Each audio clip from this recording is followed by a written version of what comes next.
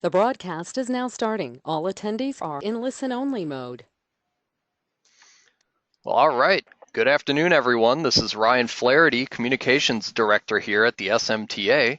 I'd like to begin by thanking everyone for attending today's presentation, and then I'd like to introduce who's speaking. Today's speaker is, and actually we did a little switch up on you guys. It's going to be James Barnhart from BEST.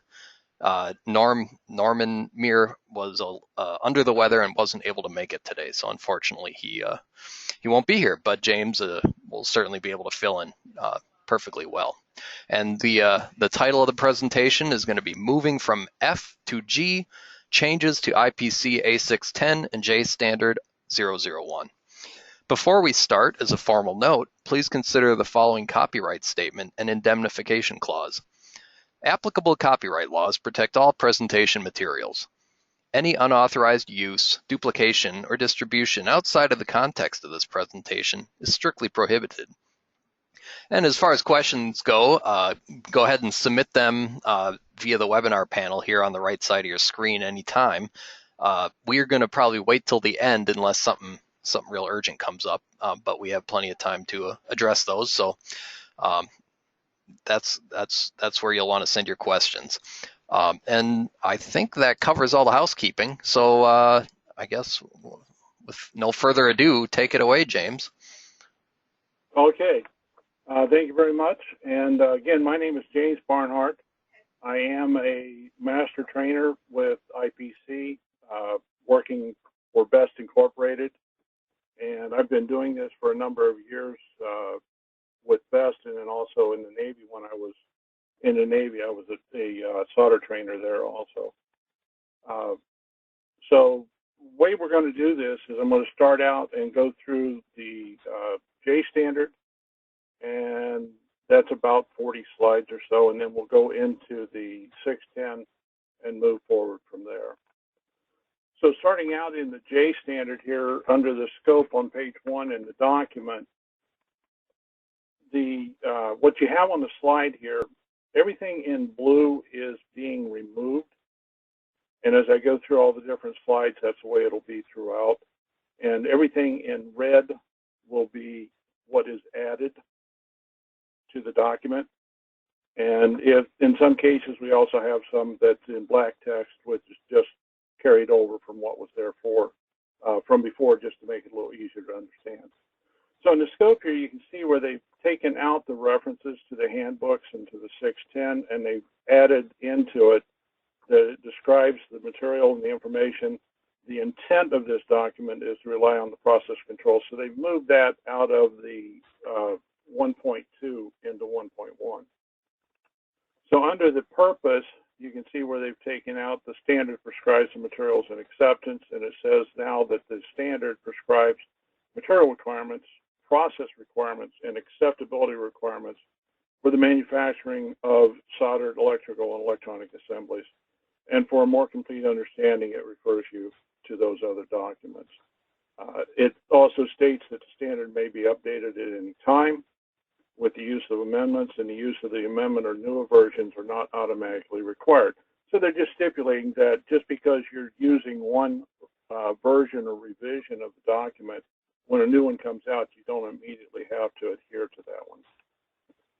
Under 1.4, for measurements, what we've done, or what's going on here, is they just broke it down a little bit more as to how the measurements are done.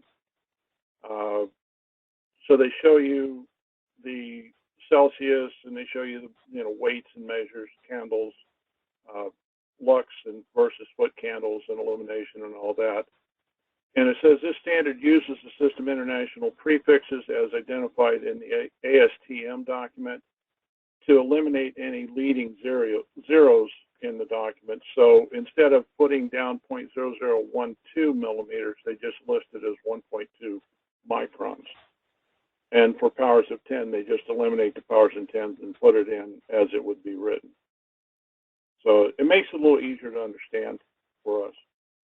Under 141 for verification of dimensions, they removed the for the purposes of determining performance and added it to add additional information. Again, they're just listing in the rounding and so forth in accordance to the ASTM document. They're just trying to make sure that everybody understands how rounding works and things of that sort. Before, we never really talked about the rounding, so it was kind of vague in that respect. So they did bring that in. Under 1.5 for definition requirements, it says when we use the International Space Station symbol that appears next to a paragraph, it indicates that the space addendum has additional information about that particular paragraph. The criteria is not applicable unless the addendum is specifically required in the procurement document or by the procurement documentation. So they've gone back and added in the symbols again. They got rid of the shuttle, the space shuttle, and they put in the space station instead. So that helps us identify and know when there's changes. They've taken out the conflict part here under 171. They didn't remove the whole statement, they just removed this part of it.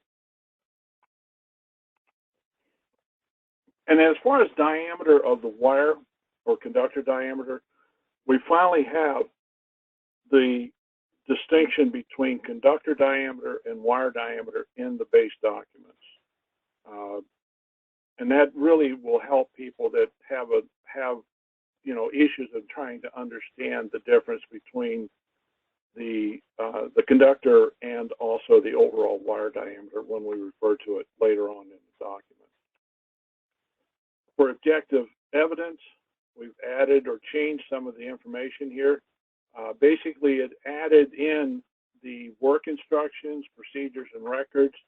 And it's quite a little list here, as you can see. Down at J there, it says technical basis for changes in materials and or processes as an example using Appendix C. So under the objective evidence here, they've listed pretty much what we would have as guidance for objective evidence. And this is really how we can help ourselves in providing that objective evidence of why we accept or don't accept something. So it just broke it down a little bit better for us. Whoop. All right, I got lost here. Hold on a second.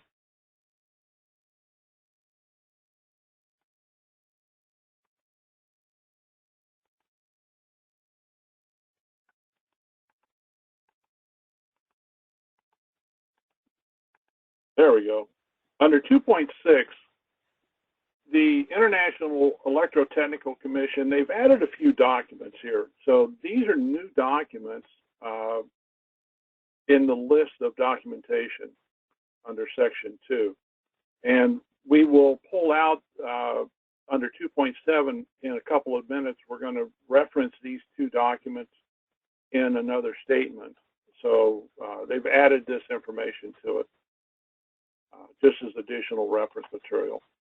Now under Section 3, 3.1 specifically, it says the manufacturers, when specified, shall have a lead-free control plan which shall be agreed upon by the manufacturer and the user. So now we're putting into the document the reference for the lead-free control plan, and you'll see in the note here, it pulls up those two documents that I just referenced for tin whisker mitigation and high-performance electronics. And this way, they're bringing in some of that information about tin whiskers that really had not been addressed previously in some of the documentation. For solder pot purity, we've added in Section 3221. It says the dross shall be removed from the solder surface in a manner that assures that the dross does not contact the items being tinned. I don't know why we had to add that. I think pretty much everybody knows that dross isn't good to put in the wires or onto the components, but there it is. Now we've got it in writing. Then we've added under 4.1 for ESD a couple of extra documents. You can see that mill standard document there has shown up now, and the IEC document as we listed in the additional documents before in Section 2. So those are added in right there. For the facilities, one of the things that has been coming up was under the eating, drinking, and smoking statement, and using of tobacco products, they've included the e-cigarettes now. Because the whole idea is we don't want people.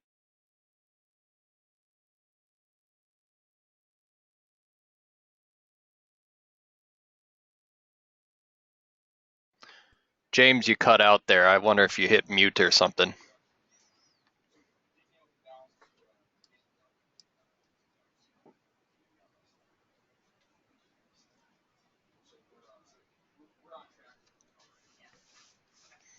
Sorry about that, folks. Sounds like he must have got cut off there.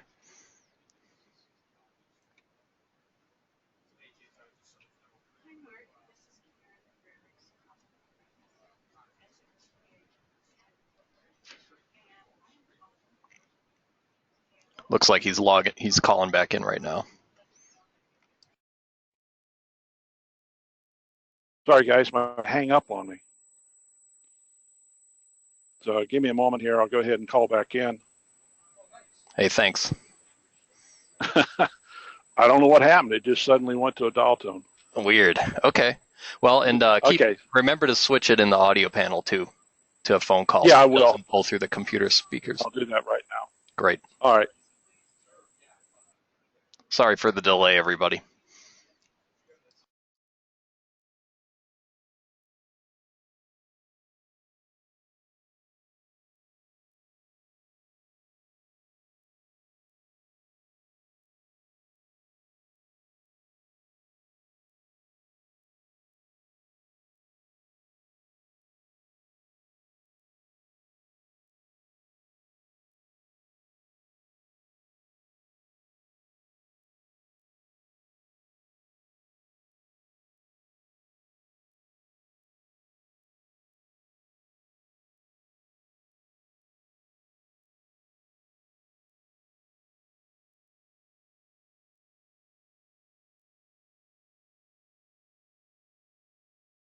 Okay, I think I'm back.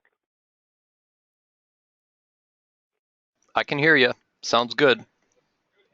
Good. All right, we'll give this a further try here. I don't know what happened. It just suddenly hung up. Okay.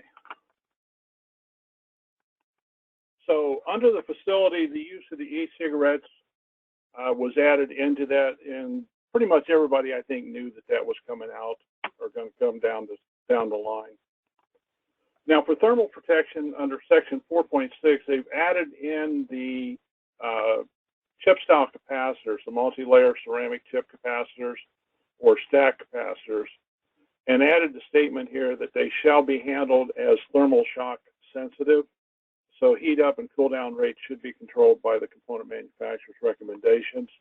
That's to prevent damage to the parts because of excessive or too rapid heating or cooling. Goes on to say under 4.9 for general part mounting requirements, the uninsulated parts that are mounted over exposed circuitry shall have their leads formed to provide a minimum of 0.25 millimeters between the bottom of the component and the exposed circuitry. And you'll see that that's listed as only a defect for class 3. Otherwise, it's not established for class 1 and 2. For reflow soldering, they've added the reference here for the IPC 7530 document, just to show you that it provides additional information on how to profile for both wave and reflow soldering. So there's another reference documentation. And then under the solder connection, they removed these two statements here in the document just to identify the primary difference and lead-free connections there. And then they've added into Section 5 for the insulation clearance here, or for insulation damage, just a little figure to better identify what we mean when we talk about the 20% reduction of the insulation thickness, so that everybody has a little bit better understanding of what that is. Under 512 for strand damage, we've taken and added in there shall not be any number of severed or damaged strands that is less than the quality allowed in the table, and you can see that's a process indicator for class 2 and 3. And then the wire strands shall not be altered or cut you'll see that it's listed as acceptable now for Class 1. Class 1, typically does that on occasions just because the terminals you're using are a little bit different than the wire size. Under 5132 for the tinning, you'll notice that we've added into it the pinholes, voids, and de-wetting shall not exceed 5% of the area required to be tinned, and you can see that's a process indicator for 2 and a defect for 3. So they just went a little bit further, give us a little bit more information about how much or how little solder coverage for the 10-stranded wire was acceptable. For service loops, we removed the initial attachment, changed the figure number to figure 5.7, and then added the note, when service loops are required, that requirement should be included in the assembly drawing and documentation. So they just want it to be on the drawing so that we know what the service loop requirements are. Under 5414 for orientation of the leader wire wrap, you can see where they've added the wrap conductors shall not cross over or overlap themselves, and they took out the and shall not interfere with the wrapping of other leads or wires onto the terminal. So basically, it's just a wording change in that part of it. And then under continuous runs, everything pretty much stayed the same except for hook terminals was added to it where the wire is wrapped 360 degrees around each terminal. Always before, we never had the hook terminals listed, so here it is now in the document.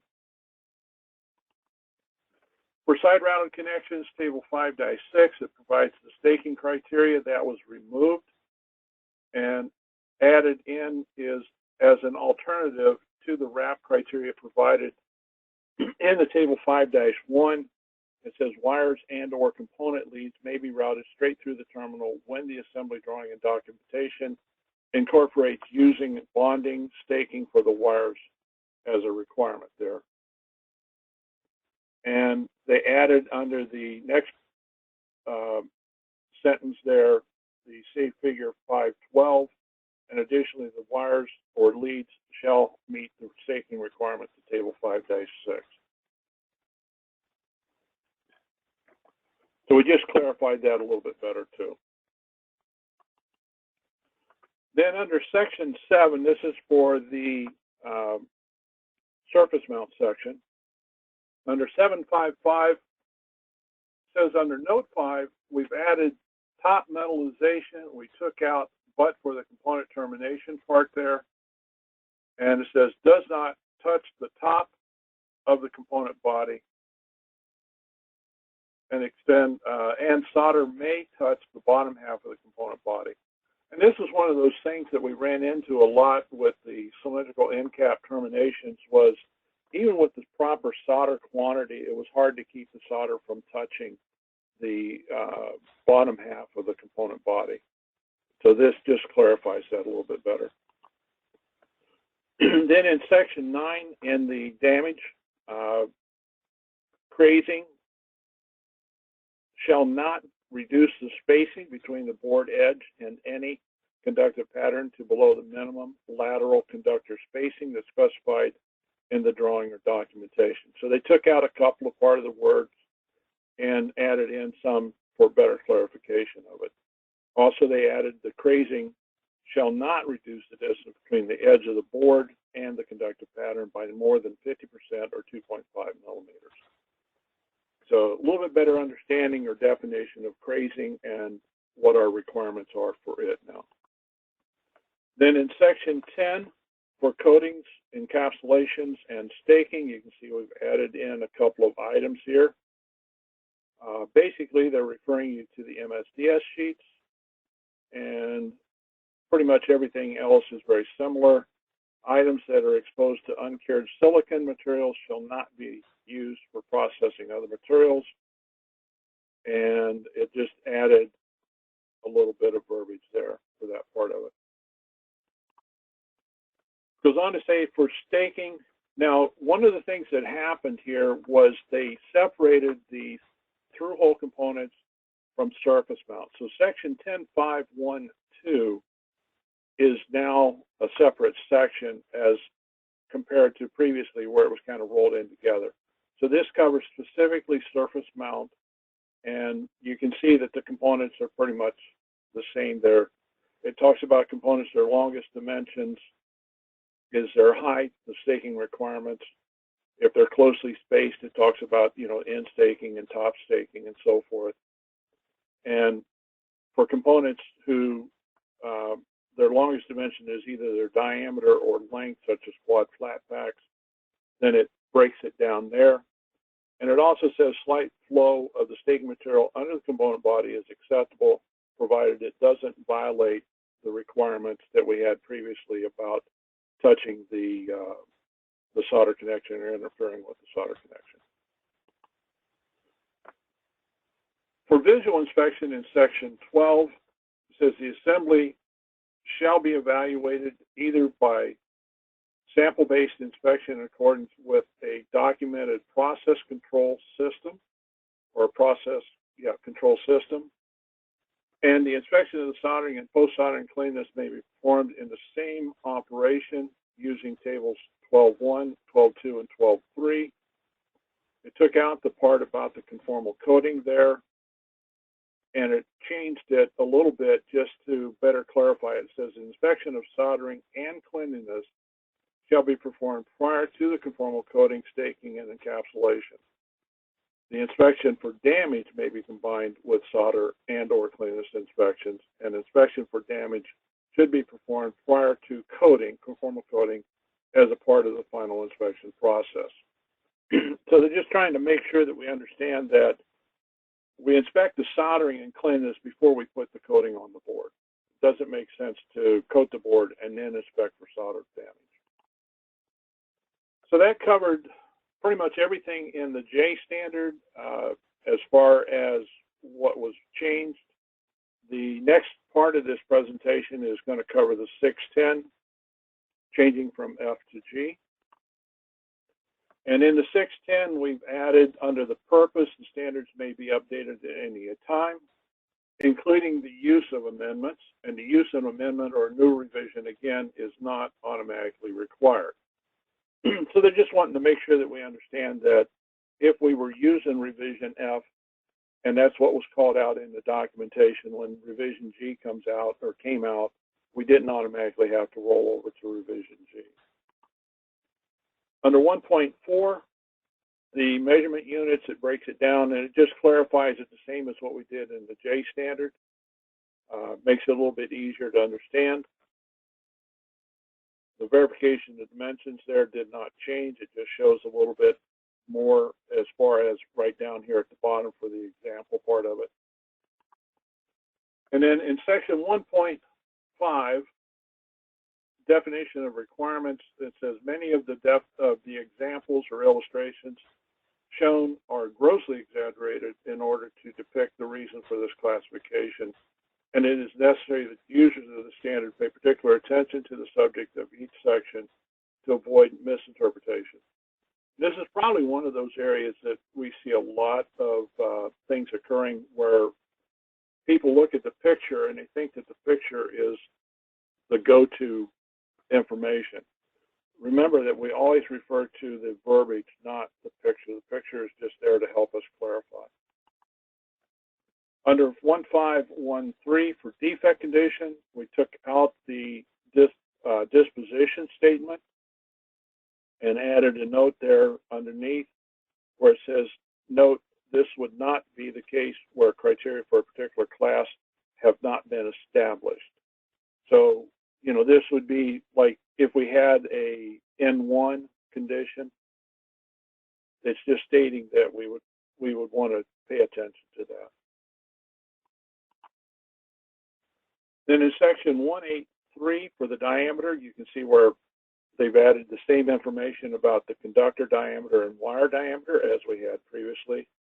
And section 188 was added for the locking mechanism. And it says that it's a method of securing a mated assembly fastener connector, either by use of a device integral to the assembly's components or parts, and additional information there. This also includes things like safety wire that is used to help prevent the loosening or disconnection of the mated assembly. So this falls under the locking mechanism. We've better identified it. And 1A13 for stress relief, it says slack in a component lead or wire that is formed in such a way to minimize the mechanical stresses. So this was added to identify stress relief. And they took out the wire diameter part because we identified the wire diameter previously in those other two sections, or the other two clauses. Under the inspection methodology, under 112 now instead of 18, says that the use of any non-visual inspection methods other than those already detailed in sections 8312 and 8313 are not specifically covered in this standard and shall be as agreed upon between the user and the manufacturer. So the use of, AOI or AIT and things like that. And it took out the information there about automated inspections. So it took out the AIT part of it and the user guidelines documentation there. Those were removed. One of the things they did add is this new table. Now this table covers the magnification powers for inspection of wires. Previously, this table was only in the WAMA 620 document, so we brought this into it, and it helps us to identify the magnification power. And this particular table is in both the J standard and the 610 now, which is what we should have had previously.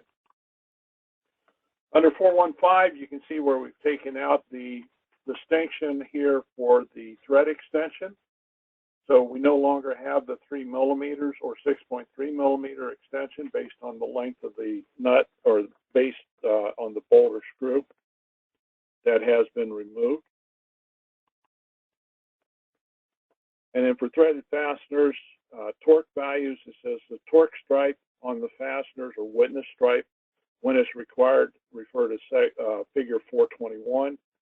The stripe is continuous between the fastener and the substrate, and it extends from the top onto the adjacent substrate. It's aligned with the center of the fastener, and it's undisturbed, so that we can tell that the bolt or nut has not been loosened or changed.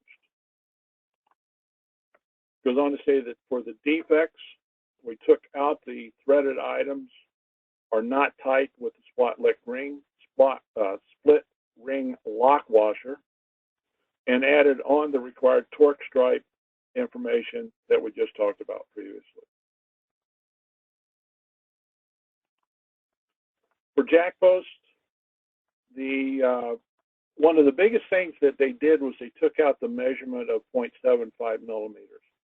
So now the jack post can be above or below as long as it is within the manufacturer's specifications. So the jack post can be above or below the face of the connector, depending on the design, provided that the connector and jack post will mate correctly. As long as we have that, we're good to go. And the height, they took out the supplied with the jack post because now the washers aren't always supplied in accordance with the manufacturer's instructions. And our defect condition, it says that we've added the jack posts are above or below the face of the connector, depending on the design, and the connector and jack posts do not mate correctly. So our defects is they don't mate correctly, acceptable is they do mate correctly. And we took out all the measurements. Under solder anomalies, you can see where we removed the, for exposed base metals, the component leads, the side of the lands, and all of that. That has been removed out of the document. And for partially hidden, we've added, under 5214, a partially visible or hidden solder connection shall have the visible portion inspected. If any of the connection on either side of the plated through hole solder connection or the visible portion of a surface-mounted connection, and it shall be compliant with the criteria stated here for that type of connection.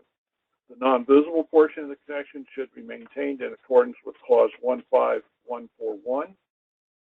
And as a note, non-destructive evaluation, known as NDE, may be used, or A-bus, to verify the specified dimensions. A-bus is as agreed between the user and the supplier.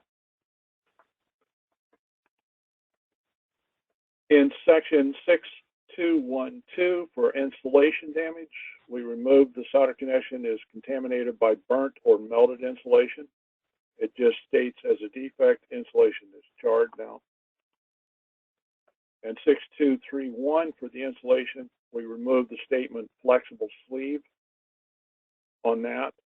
And we also removed the 13 millimeter dimension. So it's now at least 3 wire or cable diameters. So we don't give a physical length now, just the cable or wire diameter. And you can see the defects, same thing. In the conductor damage for stranded wire, we've added under the target the wire conductor ends are cut perpendicular to the wire longitudinal axis, and all of the strands of the strand group are the same length. That's in the target condition. And under the defect, the statement now says damaged strands exceed the limits in table 6.2. So we removed some of the other verbiage there that's listed in blue. All of that was removed.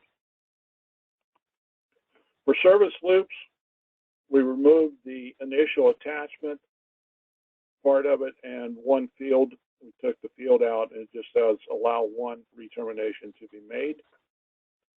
And our defects, when a service loop is required, the wire does not have sufficient length to allow at least one field retermination to be made.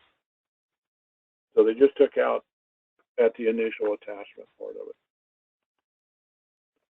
For stress relief on the bundle, it says for the acceptable 1, process 2, and defect for 3, we removed the does not meet bend radius requirements of table 4.1. And our defect condition added in as a defect does not meet the bend radius requirements in C table 4.1 and see figure 659. So they just moved that down into the defect category. For lead and wire placement, for the general requirements, you can see where they removed the terminal wire wrap statement there, added the word R into it for the criteria associated for each terminal type or connection are in clauses 6.8 through 6.15. And we added also the lead and wire ends should not extend beyond the terminal greater than 1 lead diameter, and remove the table 6.3 under the section 6.6. Goes on to say here under 6.6, our target condition, wires are placed in ascending order with the largest wire on the bottom. Wraps to a terminal are parallel with the terminal base and each other, and the wires are mounted as close to the terminal base as allowed by the installation. Those were added into or as the target condition. And taken out of the acceptable was the wraps to a terminal are parallel, and the wraps are mounted as close to the base as allowed. That was removed out of acceptable. And you can see the figure 669 is now the calibration part figure. Also in section 6.6, it says the general requirements, acceptable 1, defect for 2 and 3, we've added the lead or wire interferes with the wrapping of other leads or wires onto the terminal. 681, turrets and straight pins. This was added into it, acceptable 1, process 2, defect 3. On the straight pin, the top wire on the terminal is less than 1 wire diameter below the top of the terminal. So this aligns with what we have in the J standard when we talked about it there. For bifurcated, this is under 691. We've added the wire does not have positive contact with at least one corner of the post, and we removed the wires that are less than 0.75 that are not wrapped a minimum of 90 degrees. And our defect condition is added in the wire leads less than 0.75 millimeters in diameter, is wrapped around the post less than 90 degrees, and has not been staked. Under the bifurcated solder connection, you can see all of these items were removed out of it, the depression of the solder from the post and so forth for the classes. And then we have in the solder cups here a little bit better clarification of the fill of the solder. It says, for acceptable, the solder fills the inside of the cup, and the solder fills 75% or more of the visible portion above the lip of the cup lip. So it helps us identify what we meant by the inside versus the open face part of it. And our defects is the solder doesn't fill the inside of the cup, or the vertical fill of solder in the visible portion of the cup is less than 75%. And we took out the solder vertical fill less than 75%. Basically, we just clarified it better by the sentence above it. For the supported holes, the solder vertical fill, this is under 7351. This just incorporated the part where we had in the table in the J standard where it talks about 14 leads more or less. So the minimum vertical fill of solder is more than 50% or 1.2 millimeters, whichever is less, for components with less than 14 leads and having an internal thermal plane, providing that the solder fillet on side B of figure 787 has wetted 360 degrees. So, you know, on the side opposite of the hole fill, so you're talking about on the top side, it doesn't come all the way through. On the solder source side, we have 360 degrees of wetted solder to the plated through barrel. And we also have to meet the requirements of table 7.4. And then under the supported hole solder vertical fill for acceptable, we took out class 1, so now it just says acceptable class 2 and 3. Minimum of 75% fill. And the note was added for class 2. This criteria is specific to components with less than 14 leads that not having an internal thermal plane. So the 75% fill is covered there.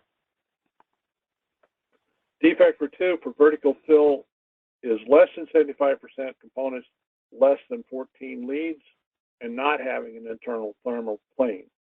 So we want to make sure that we identified that the thermal ground plane is not in there. Also, we added vertical fill of hole is less than 75% or greater than 50%, or 1.2 millimeters, whichever is less, for components with less than 14 leads and having an internal thermal plane, and the solder fillet on side B in the figure has wetted less than 360 degrees of the plated through barrel wall and less than 360 degrees of the lead. So that was added under the defect there. Now under section 7.5 for jumper wires, this was removed, the requirements relative to wire type. In section 8.329, we added for components of 2 sides. This is for the chip style components. So now it states for 1, 2, 3, or 5-sided components, whereas previously it was just 1, 3, and 5. So this added the components that had a bottom and end face termination zone. For flat gull wing leads, the notes here just identify the measurement where we measure from. And if the side overhang is present, then the side joint length on the overhanging portion is not inspectable, which kind of makes sense. I mean, you got a lead overhang in the pad, you can't see it. For the round leads, notes 6 and 7 were added also. Side fillet corresponding dimensions of D and Q would not form, and therefore is not required on a side where the acceptable overhang is present. And again, the C dimension for note 7 measured at the narrowest point. For surface mount area array package for underfill and staking, this is under 8.3.12.5.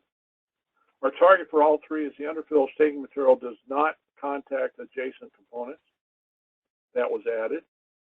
And acceptable for all three, when specified was added and required was removed on the statement. So it says when specified underfill or staking material is present, and added was excess underfill or staking material does not interfere with form, fit, or function of the assembly. For defects, it says when specified the underfill or staking material is not present, that was added, and also excess underfill that would interfere with form, fit, or function was added. They took out the statement here where it says missing or incomplete underfill or staking material when required. That has been removed. For the P-style connections, for maximum tow overhang, this is section 8.3.16.2. Says acceptable for all three, no portion of the lead length extends beyond the land length. That was added, and they took out does not violate minimum electrical clearance. And our defects is the same there. It says any portion of the lead length extends beyond the land length, and they took out the violates minimum electrical clearance. For laminate conditions, blister and delamination, this is under section 10.2.2 in the book. Our defect for 2 and 3 was blister or delamination exceeds 25% of the distance between the plated through holes or internal conductors. That was added.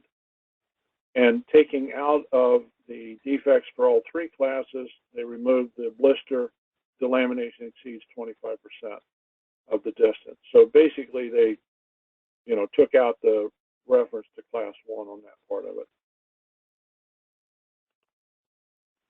For haloing, this is section 10.2.4. They added onto the statement when the minimum lateral conductor spacing is not specified. And for the defect conditions, the distance between was added, of was removed, and then they added the minimum lateral conductor spacing for that statement too.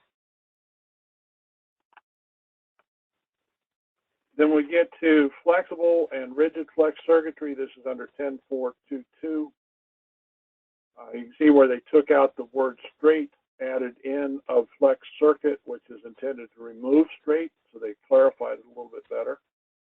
And the distance for the stiffener board edge in the bend section, they took bend out and added of the flex circuit, which is intended to bend, again, to clarify a little bit better.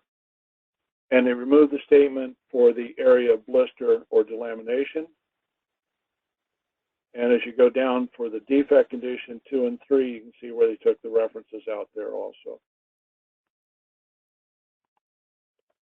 For markings and labels, acceptable for all three classes is under section 10.5.5.3.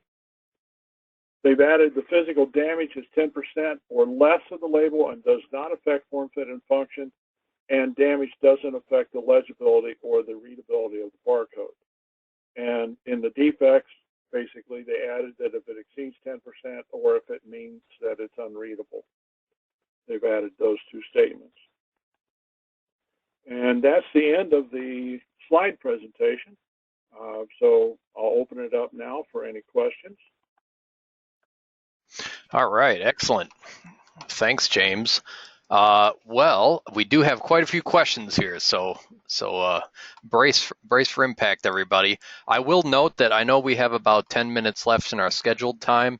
I don't have any problem sitting and making sure every question's answered. I am recording this, so if you do have to go, I want to respect your time, and I'll be sure to get you a copy of this afterward. But as long as you're good with that, James, I think we should be okay. Yeah, I'm fine. Okay, great. Well, I'll just start at the top and we'll work our way down. The first question is G space addendum released?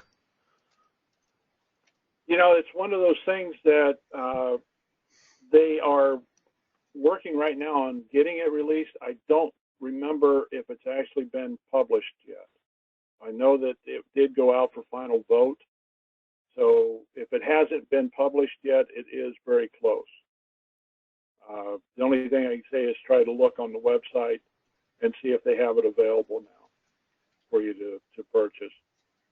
That'll be the quickest way to know. Okay, excellent. All right, the next question is, lighting in the work area is supposed to be 1,000, and I'm sorry, I'm not sure if it's lumens per meter squared or LM/M2. How bright is that? To explain this, it states that it has to be 93 foot candles. Again, this is another odd measurement that does not really explain anything. Is there a better way to identify how bright a workstation needs to be? Well, the first thing you have to remember is that statement says should be, okay? So depending on how bright it is, it's more important that there is sufficient light to do the work.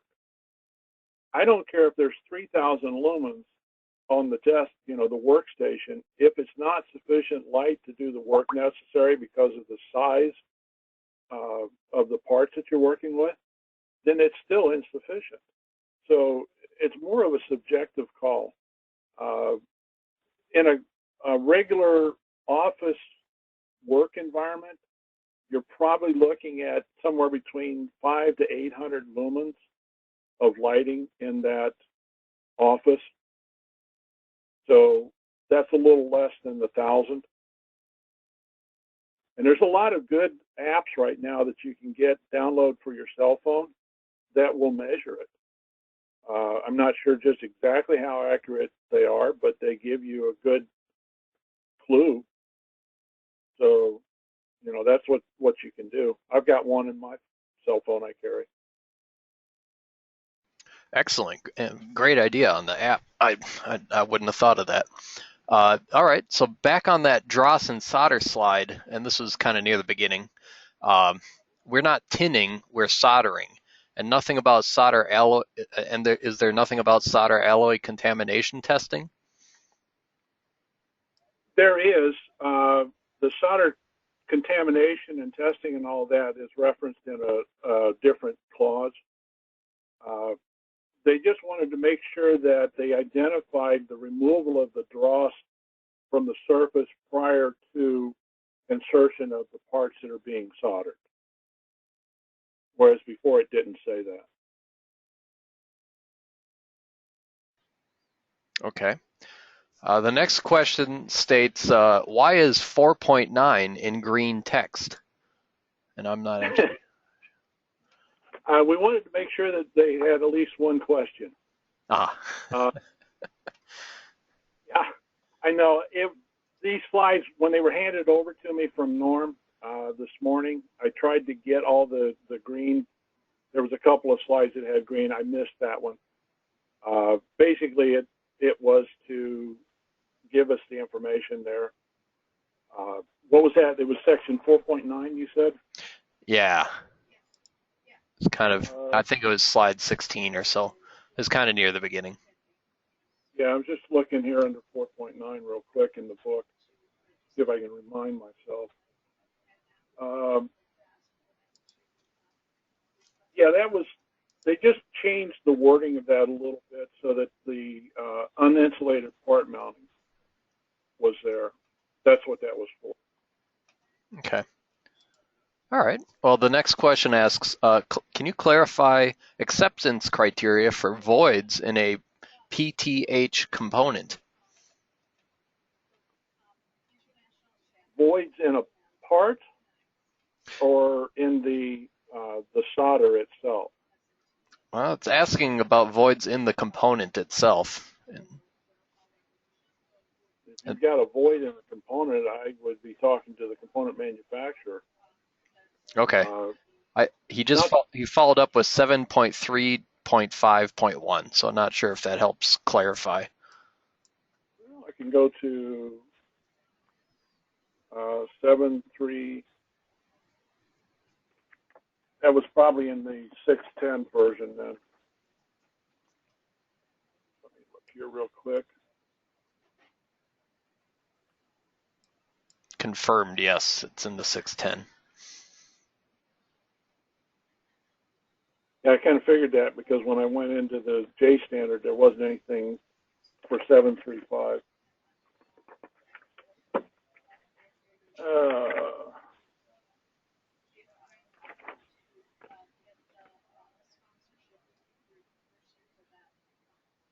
Okay, you said section 735.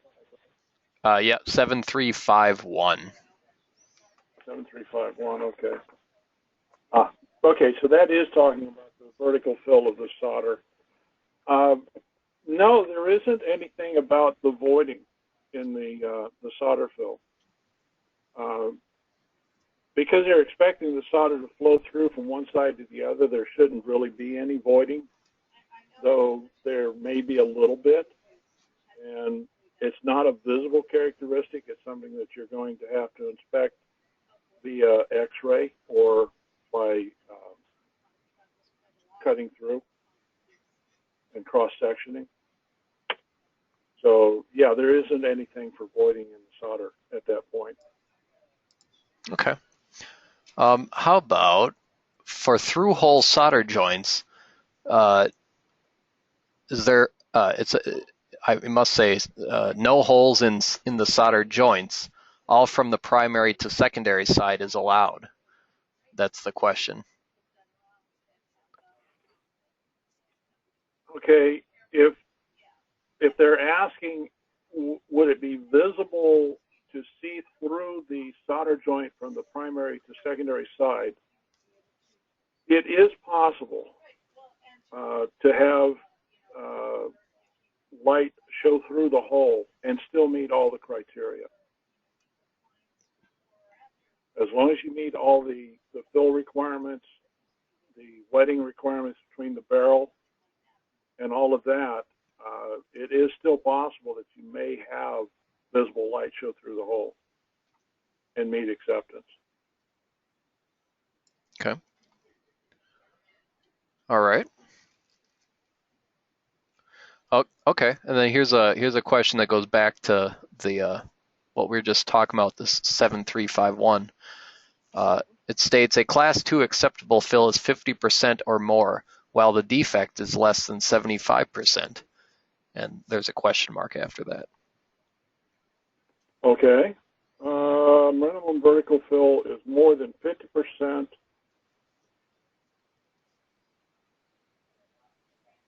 And both of those statements are talking about with components. The first one says with 14 leads or more. The other one says with 14 leads or less.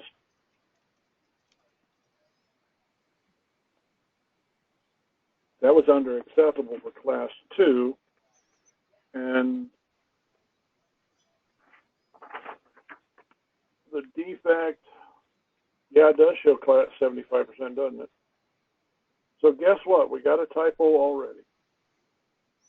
Good call. Good call. All right. Well, I guess somebody take a note and go report it back to them. I don't think I'm involved in this committee. Yeah. Well, at the end of February, I'll be in the committee meetings for this right now. So I'll take that up there and make a point of it. Great. Okay. Perfect. Got a couple more questions here. The next one asks, does conductor for PWB specifically mean a trace, or does it include planes as well? When it talks about the conductors on the circuit board, they're talking about the conductive pattern. When you're saying planes, I'm not quite sure what they meant by that part of it. Yeah, I'm not sure. I don't know. Can they clarify that real quick? Okay. Yeah, just let us know what you meant by planes. I'm assuming it refers to the surface of the board or so, it's not attached to the component, but it says ground or power plane. Okay, so that would be a conductive pattern also.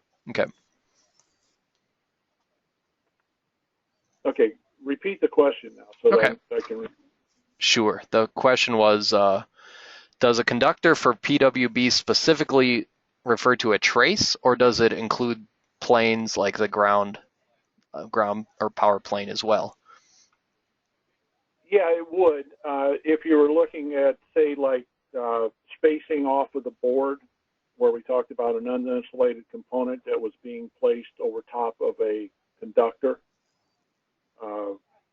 yeah, the ground plane would be part of it. You wouldn't want to place a conductive surface that might have voltage or something running on it that could short to another surface. So, yeah.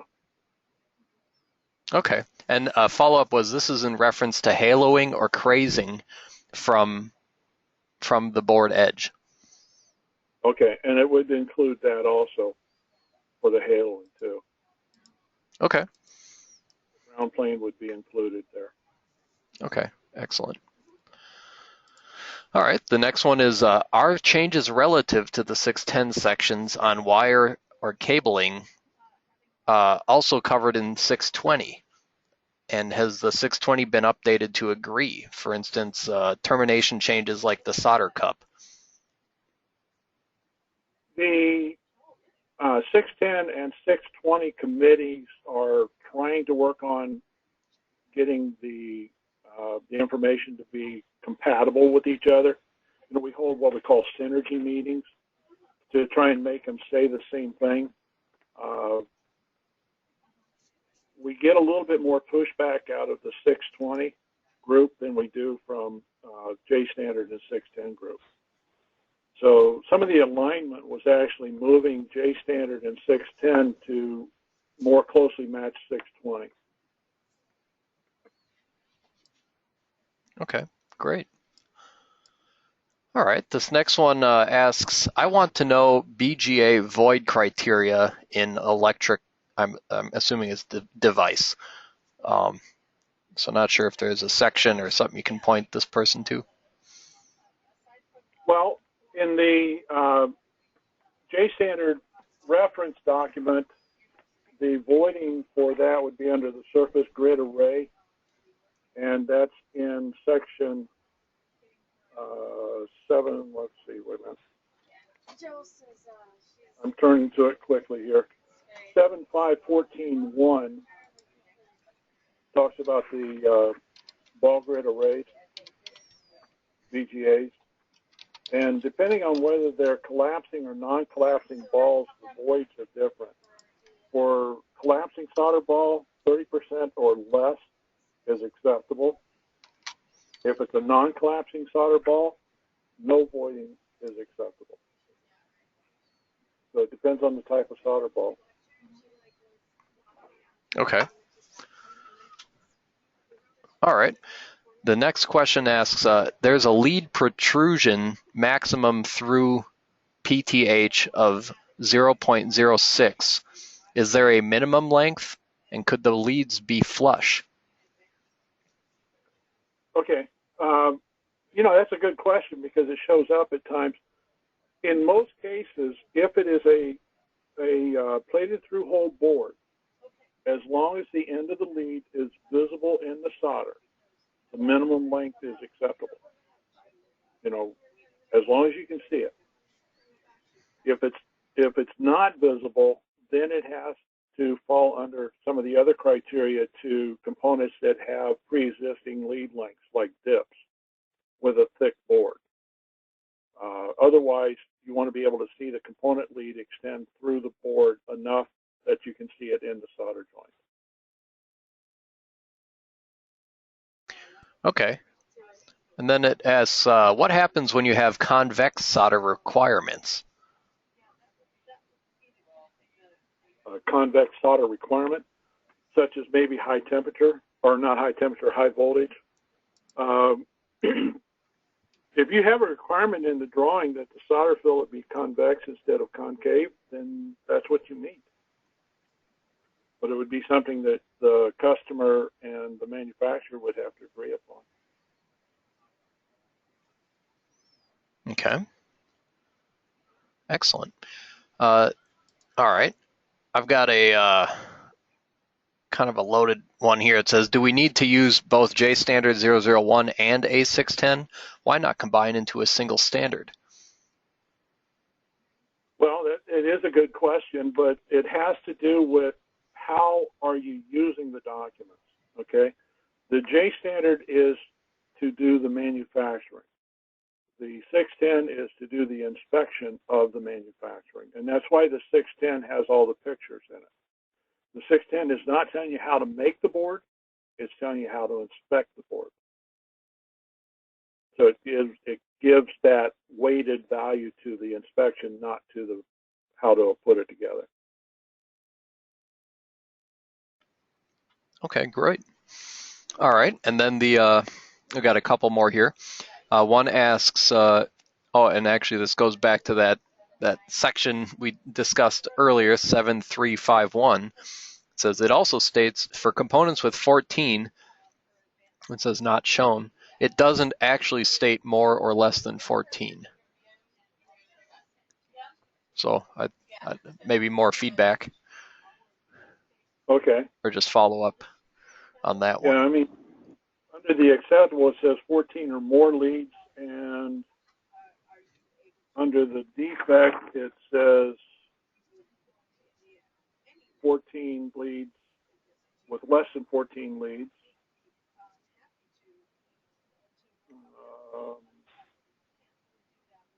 Oh, I don't.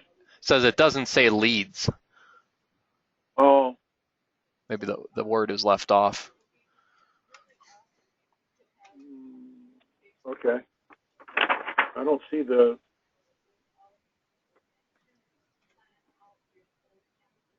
Yeah, I'm not sure. I don't see the reference there. Everything I'm seeing shows leads. Okay.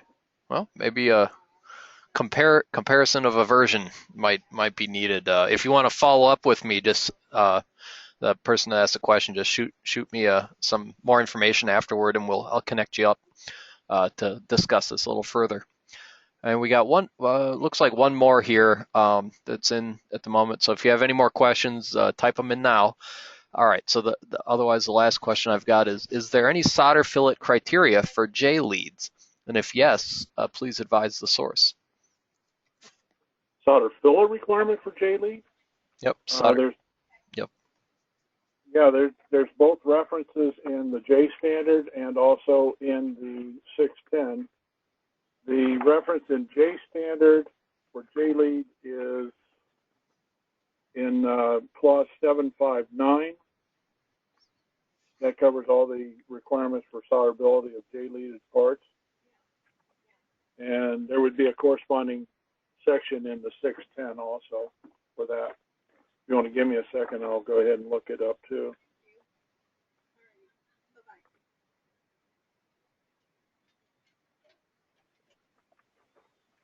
Okay.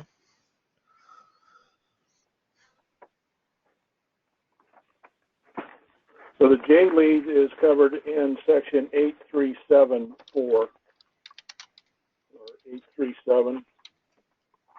It breaks it down into several different sections. So 837 is the start of J-leads in the 610. Okay. All right. Great. I had one more question come up here. It says, is the ionic cleanliness of assemblies now specified in addition to bare PCBs? The specification basically is in the test procedure clarification. So where it talks about the test methods, it lists it in there. I don't know where else it would. Okay.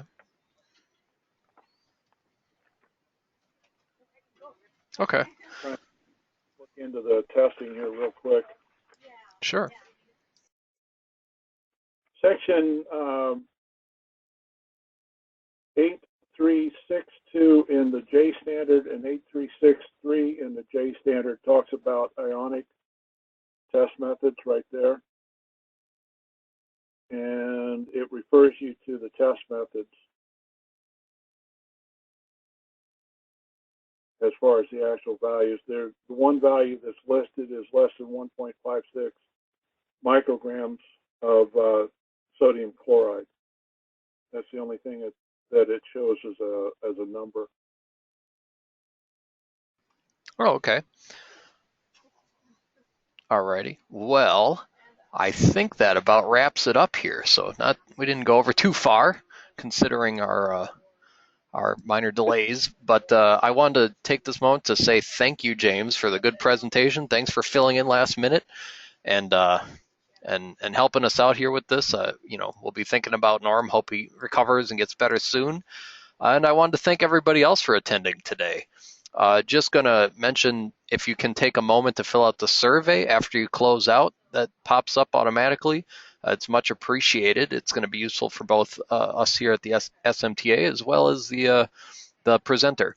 So I'd say with that, and I'll be sure to send out the recording of this afterward for anybody that had to log off early. You probably wouldn't be hearing this, but just wanted to state that. I'll be sure to get that to you guys as well for a reference. All right. Well, hey, thanks again, James. Have a good rest of your day, and same to everybody else. And we'll catch you at the next one. All right. I think I'm going to go get me a little stress relief now. There we go. You deserve it. Thanks again. Have a good one.